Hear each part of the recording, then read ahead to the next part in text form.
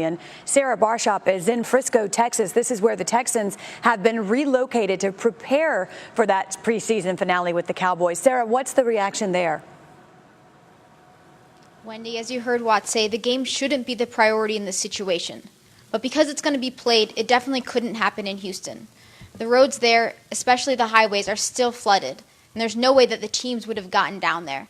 So it is what it is, and they're playing here. A lot of the players have said it's really difficult to focus on football right now, not just because their families are there, but because they've been watching the news, and they've been seeing what's happening in Houston, in their hometown.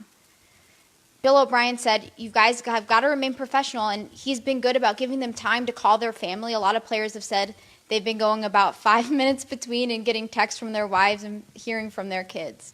So they're prepared to play this game. They understand the importance, but as J.J. Watt said, we hope that this can at least be a distraction, and we hope that the efforts that we play can go towards the Hurricane Relief Fund. Sarah, thank you. You heard J.J. Watt start with if this game is played. So, look, he opened the door for the question, should they play this game? It is a preseason game. They've moved it to Dallas, but would you play it? J.J. Watt has courageously proven the power of sport by raising 1.5 and still going in terms of the millions of dollars that can be raised. And he said that this game should be a fundraiser. I completely agree.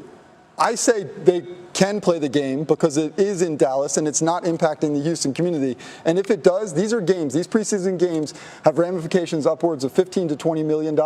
That's a lot of money that could go toward what is happening right now in Houston.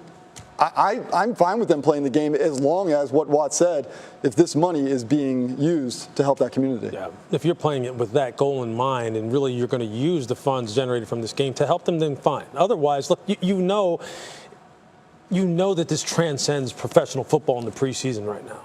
It just does. I mean, look, we can all sit here in our own little cocoon here, whether it be this studio or up there in Frisco, Texas, in that nice new facility that they just built and pretend that that's the most important thing in the world, and it's not. And when you see these guys talk about their families and their wives and their children, that's real. This is real, but this isn't what's really that important. Those guys up there, I can only imagine the conflict that these guys feel sitting up there in nice hotels, playing in a nice, lush, brand new facility while their families are sitting down there, maybe in the dark, maybe not, maybe having water seep into their house, not knowing if their kids can go to school, can't drive anywhere. I mean, you see relief workers everywhere. I mean, how can football, how can we sitting here trying to prepare for a preseason game be that important to you? Really, how can it be? Well, I just feel like, football also raises the collective spirit, of the community.